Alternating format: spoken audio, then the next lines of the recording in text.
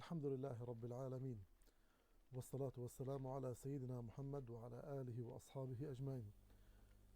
أيها الأحباب، حفظكم الرحمن ووفقكم لما يحب ويرضى، ومع موضوع جديد وكتاب جديد، ألا وهو كتاب حتى يعلم الشباب للشيخ عبد الله ناصح علوان رحمه الله تعالى. وحتى نستمتع بهذا الكتاب الصغير الحجم الكبير النفع الماتع، يقول رحمه الله تعالى: بسم الله الرحمن الرحيم. يا شباب الإسلام، أحمد إليكم الله الذي لا إله إلا هو، وأصلي وأسلم على سيدنا محمد إمام المصلحين وسيد المجاهدين، وعلى آله وأصحابه والتابعين ومن تبعهم بإحسان إلى يوم الدين، وبعد. أفتدرون يا شباب لماذا خلقتم وما مهمتكم؟ خلقتم لتحقيق غاية العبودية لله والانقياد له والتسليم لجنابه فيما ينوب ويروع، وما خلقت الجن والإنس إلا ليعبدون. وخلقتم لالتزام المنهج الرباني الذي لا يأتيه الباطل من بين يديه ولا من خلفه، تنزيل من حكيم حميد.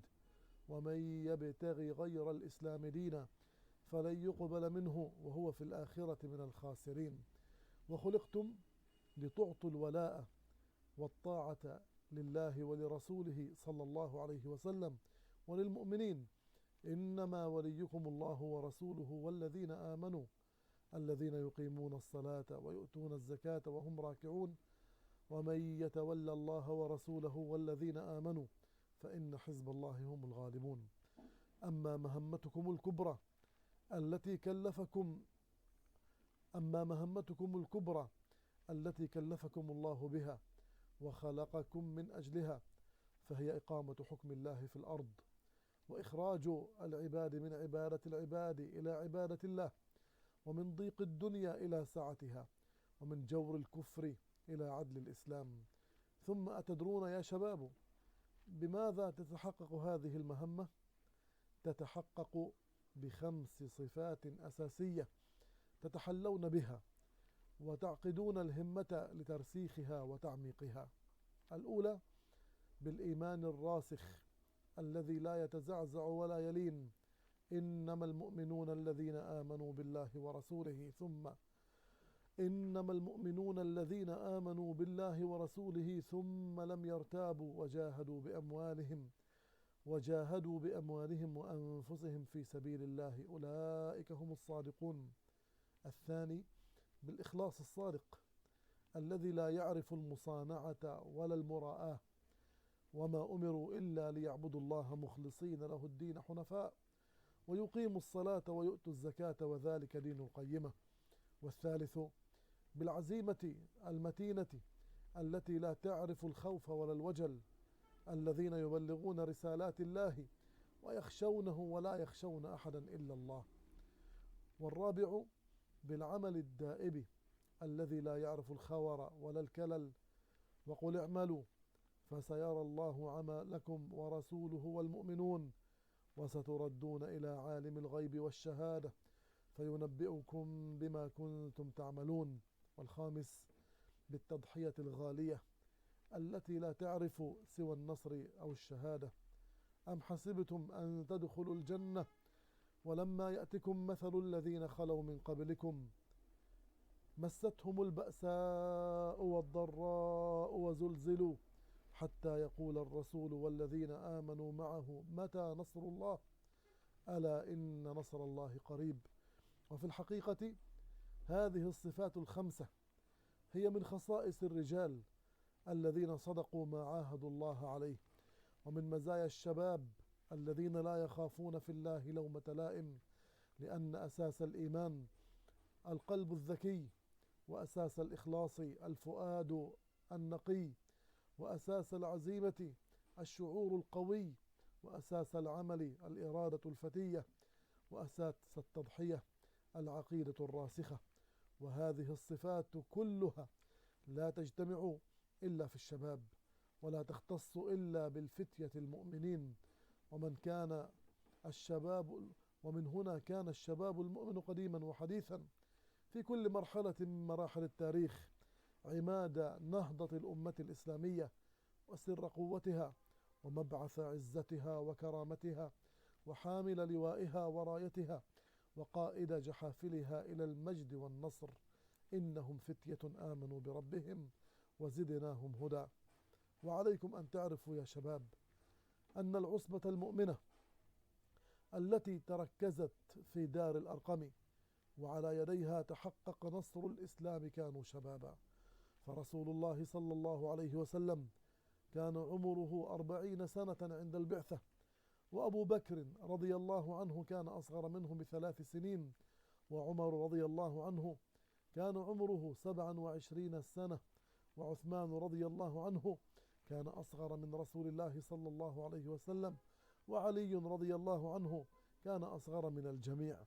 وهكذا كان عبد الله بن مسعود وعبد الرحمن بن عوف والأرقم بن أبي الأرقم وسعيد بن زيد ومصعب بن عمير وبلال بن رباح وعمار بن ياسر وعشرات غيرهم بل مئات رضي الله عنهم، كلهم كانوا شبابا. هؤلاء الشباب هم الذين حملوا على كواهلهم أعباء الدعوة، وهم الذين استعذبوا في سبيلها أسمى آيات الصبر والعذاب والتضحية، وهم الذين واصلوا ليلهم بنهارهم حتى حققوا لهذا الإسلام انتشاره وكيانه، ولهذا الدين انتصاره وتمكينه. فما بين عشية وضحاها قامت للمسلمين دولة وسلطان، وتأسست لهم حكومة وقيادة، وأخضعوا لحكمهم المملكتين العظيمتين فارس والروم، وامتد ظلهم إلى بلاد السند شرقا، وإلى بلاد الخزر وأرمينية، وبلاد الروس شمالا، ودخلت في عدلهم بلاد الشام ومصر وبرقة وطرابلس وبقية أفريقية، وذلك كله في 35 سنة. وفي عهد بني أمية استبحر ملكهم وامتد سلطانهم إلى أن دخلوا بلاد السند ومعظم بلاد الهند وبلاد التركنان، ووصلوا إلى حدود الصين،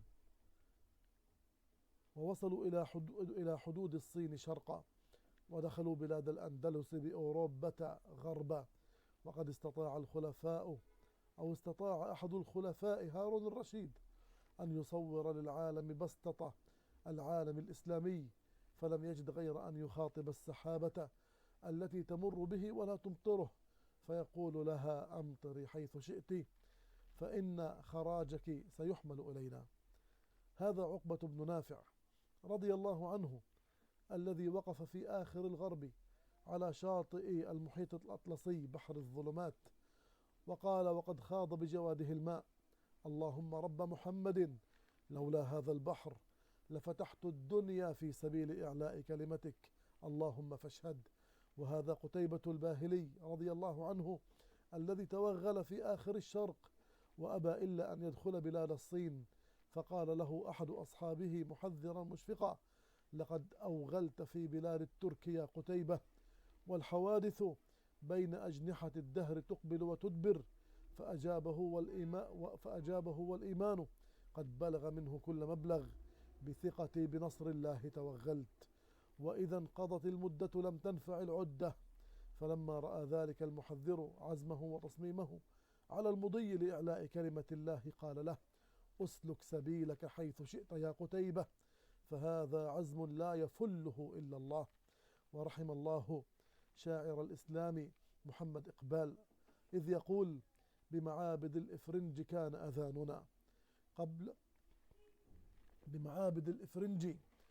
أذاننا قبل الكتائب يفتح الأمصار، لم تنس إفريقيا ولا صحراؤها سجداتنا والأرض تقذف نارا، كنا نقدم للسيوف صدورنا، لم نخش يوما غاشما جبارا، وكأن ظل السيف ظل حديقة خضراء تنبت حولها الأزهار.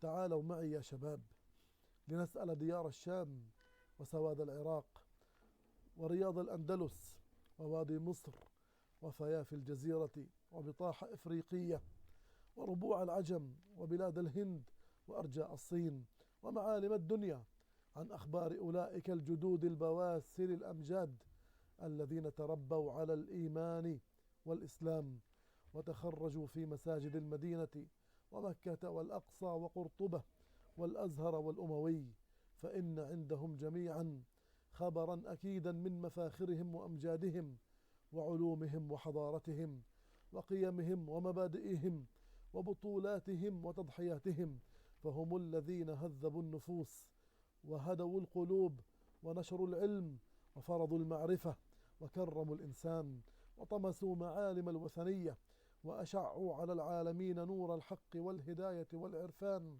وأنبتوا الأرض خيرا وعسلا ولبنا، وطبعوا في ضمير الزمان مبادئ التوحيد والعدل والإخاء والمساواة.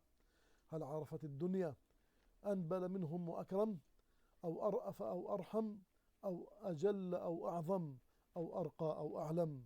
أعلنوا الحرية يوم كانت الأمم ترسف في قيود العبودية، ونشروا التوحيد يوم كانت العقول مصفدة بأغلال الجاهلية، وأقاموا العدل يوم كانت فارس والروم تسخران الشعوب لمطامعها الحربية أو الحزبية. بذلوا المال في المكارم حين كان يجمعه غيرهم من المظالم، وصانوا الأعراض والحرمات حين كان غيرهم يبيع الأمهات والأخوات. جباههم تخضع لله وتعلو عمن سواه، وقلوبهم تهوى الجمال وتنفر من كل قبيح، وعقولهم تؤمن بالحق وترفض كل باطل، وأيديهم يد مع الله وأخرى مع الناس. آمنوا بالدين ليرفعوا به الدنيا، وعملوا للدنيا ليخدموا بها الدين، وجمعوا بين الدين والدنيا ليكونوا في الحياة أعزاء وفي الآخرة من الفائزين. حكموا الدنيا فملأوها أمنا وسلاما، وعصفت بهم النكبات فاستقبلوها صبرا وابتساما، ومن اعتدى عليهم جعلوا الأرض فوقه أطلالا وركاما. دماء الشهداء عندهم عطر الشباب والرجال، وسهام الأعداء في صدورهم أوسمة العزة والكمال، وخوض المنايا في سبيل دينهم أغنية النساء والأطفال. لمواكب الشهداء عندهم أفراح وأعراس، ولصليل السيوف في آذانهم ألحان وأنغام، وللمعارك الحمر تربيهم أمهاتهم في الأسرة والمهود. إنهم في الحقيقة جيل فريد لا كالأجيال، ورجال متميزون لا كالرجال، وأمة رائدة لا كباقي الأمم. وصدق الله في الحديث عنهم: كنتم خير أمة أخرجت للناس، أولئك آبائي فجئني بمثلهم، إذا جمعتنا يا جرير المجامع. يا شباب، كثيرا ما نسمع عن شعارات 5 ترددها ألسن وتهتف بها حناجر: الله غايتنا، والرسول قدوتنا، والقرآن دستورنا، والجهاد سبيلنا، والموت في سبيل الله أسمى أمانينا، ولقاؤنا القادم نبدأه من هنا حتى نعلم شعارنا وكيف نهتف به. وصلى الله على سيدنا محمد وعلى آله وأصحابه أجمعين.